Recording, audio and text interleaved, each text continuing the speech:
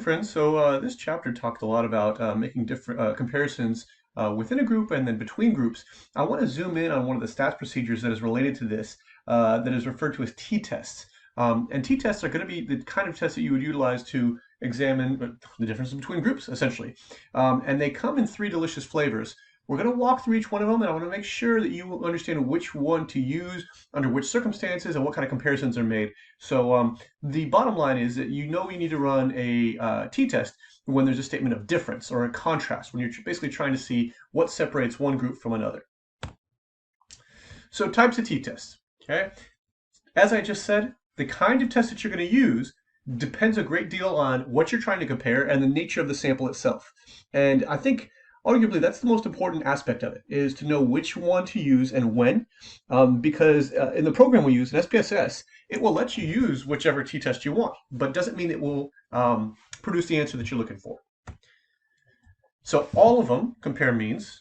They're not comparing individual cases, they're comparing means of the group or averages of the group, right? And when you're trying to figure out what you're trying to compare or which t-test to use, you should ask yourself two questions, and I would ask, you should ask these questions in this order. How many groups am I comparing? Okay, that first question only has one of two answers. The answer is either 1 or 2. Okay, that's it. That's all there is. Question 2, to what am I comparing each group? In this case, there are, once again, only three answers, actually. In this case, three answers. You could be comparing the group to itself, comparing the group to a larger population, or comparing the group to another group. Okay, so only three answers. Comparing a group to itself, comparing a group to the larger population, or comparing a group to another group. Okay, and keep in mind, t-test, by the way, can only ever examine two groups at a time. We'll talk about ANOVA later on, and that'll allow you to examine more than two groups or conditions at a given test. I can't remember why I put these pictures here, but puppies. Hopefully your day is now better. Let's move on. So one sample, this is going to be a one sample t-test. Essentially, you're trying to compare a sample of a certain group to a larger mean of the population, right? So in this case, we would actually be comparing the little, like one slice of the pie, so using the picture, one slice of the pie to the larger pie itself, right? So you have that pie and you eat all of it, that piece of pie, and you would believe that that represents a good sample of the larger pie itself, right? The example I like to use is making comparison across students. And this is actually an example I'll use my previous school here just to clarify there. So if I was to compare the mean IQ for a class at CBU, right, Cal Baptist University, if I compared my class's IQ, I took the average of my class and compared them to all the students at CBU. In that case, I would be able to examine if my class is significantly smarter or less smart than the average of the university, right? And what's interesting about this is with the t-test, you actually look not just at the number, but it compares it against the critical value that would indicate significance. So if the class I was teaching had an average IQ of 115 and the school average was 110, obviously it is higher, but the question is it significantly higher? Right? And that can make a very big distinction. If we were to do it here at HBU, for example, I could have all of you guys take take an IQ test, take your average, and then let's say I didn't want to compare it to HBU. I wanted to compare it to the population of the United States. So the average American the average American has an IQ score of roughly 100. So if our class average was 117, then I could compare that number to the US population of 100 and see if we are significantly smarter than the average American. Truth be told, yes, you are. The second type, okay, in this case, you're comparing two groups that do not overlap, right? Two distinctly different, non-overlapping groups and non-dependent groups. The slide here, let me clarify, all right? So it says groups like this might include gender. Let's cross that out and put sex. Gender being a social construct that has a lot of gray, it's not necessarily binary, not dichotomous. Biological sex is. So let's use sex there. You're in college. As much as my undergrads like to quibble about it, if you're a sophomore by credit hours, it doesn't matter if you've been at the school for 3 years. You're a sophomore, right? So it's non-negotiable. There's not a gray area, right? You can't be a sophomore who identifies as a senior. Doesn't happen.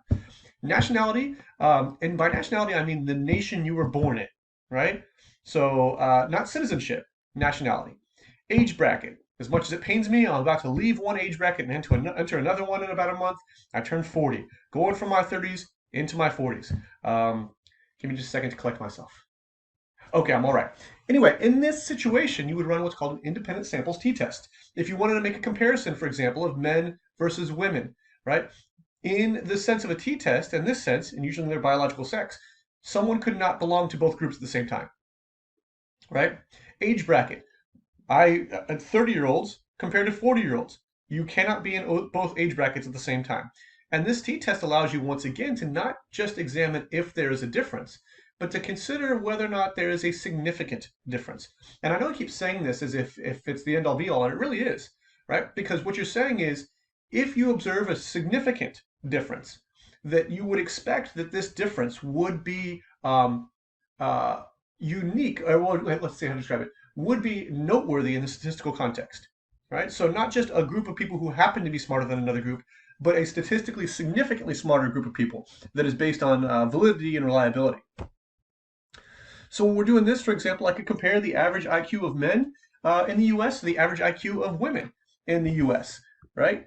In this argument, as I said, for the sake of argument, you cannot be in both groups at the same time. So we would take half of the country that is male, half the country that is female, give everybody the IQ test, and see how the scores play out, right? And what's interesting is not only does it consider the mean of each group, right? So let's say I have no idea how big the U.S. population is. Let's say 50 million. I'm making up a number. I have no idea. I probably should know, right? So that would be 25 million men and 25 million women. So those are very big groups, right? But not only does the t-test examine the means for each group and the size of each group, right? But also the amount of variability within both groups, right? So any group, let's say I was to do, I have a general psychology class of undergraduates, and let's say it's split 50-50 male and female, right? If I was to take the IQs of 50 males in that class, there's going to be some variability in their scores, right? Some will score lower, some will score higher. There's going to be a pretty decent spread there. Same thing for the scores in the females group, right? What this t-test does is examine, is there more difference between the males and the females than there is within the males and the females, right? Keep in mind what you saw this week in your textbook of the differences between and within groups, right? Is there more variability between the male group and the female group than there is variability within either group? That's when you're going to start to see a significant result. Basically, it's saying gender makes more of an effect than who the individual is, right? And it could be the case. So, for example, if you would do this at an Ivy League school, you probably wouldn't see any difference whatsoever because you're going to see very little, you wouldn't see any significant difference at all because you're going to see very little variability in the scores, right? At Harvard, right, these people are very, very smart. So you're talking about IQ scores that are very tightly clustered on the top end of the scale. Whereas HBU or Texas A&M or U of H or whatever, you're going to see more diversity among the IQ scores, right? That's part of the consideration when running an independent samples t-test. Last delicious flavor for t-tests, right? Essentially, what you're doing is you're comparing two different means generated by the same group, right? So, for example, if you were to compare, I like to use the example of comparing something to before and after, right? How something was before to how it is after, right? I made this example back when I was teaching in California. At the time, Arnold Schwarzenegger was the governor of California, right? That's him on the left when he was a young man. He was Mr. Universe. Well, actually, he was Conan in that picture, but he had a Mr. Universe sort of body at the time. And then this is him more contemporary, right? So as a 60, I think he was probably 65 in that picture. In this case, we could run a paired samples t-test. What he looked like before to what he looks like after, right? So before and after can make a big difference, but obviously, as the slide indicates, that these two pieces of data are dependent on each other, right? Who he was then and who he is now are, of course, dependent on each other because it's the same person. This is why sometimes they're referred to as paired samples t-tests, right? Dependent samples t-tests, not just paired samples. Paired samples or dependent samples t-tests, right? So how you start versus how you finish. And the examples sometimes I use with my students are with regard to IQ scores, right? So if you took the Wechsler IQ test and the Binet, you would not expect to see a significant difference.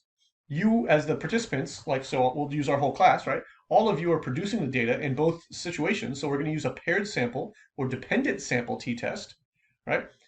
But we arguably would not see a significant difference because they're both assessing IQ, right? Likewise, what we could do is assess all the freshmen that are coming into HBU the first week of their classes, right? Give them the IQ test, and then have them take the same IQ test 4 years later in the last week of May, the first week of May, just before they graduate, to see if there's a significant increase in their IQ, right? In this case, they're generating both data points, but there is some dependence, right?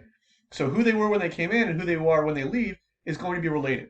You could even see this play out if you were to do studies of siblings, right? So I have a sister, and if you were to use both of our scores in a t-test, you would use them as a paired sample because Jen and I, my sister's name is Jen and I share biological parents, shared an environment as we grew up. We're actually fairly close in age, right? So there's a lot of overlap between her and I. And you'd see this with a lot of siblings, so therefore it would be a paired samples t-test.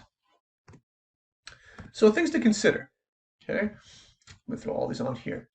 Things to consider about this. A t-test indicates both the size and the significance of the difference between groups, right? So not just whether or not it is significant, but also the size of it, because it can vary a great deal, right?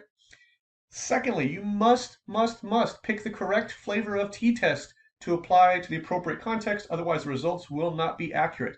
You need to pick one sample t-test, paired sample t-test, or independent sample t-test correctly in order to be able to address the question appropriately. I emphasize that only because that will be very useful as you plan your thesis. Keep that in mind, okay?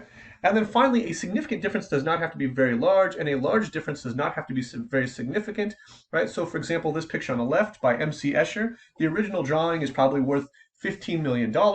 And then if you had this poster here, it looks very similar. There's only a small difference between the two, but a significant difference between the two because you could get the one on the right for $15 off of Amazon. The one on the left is going to cost you 15 million, right?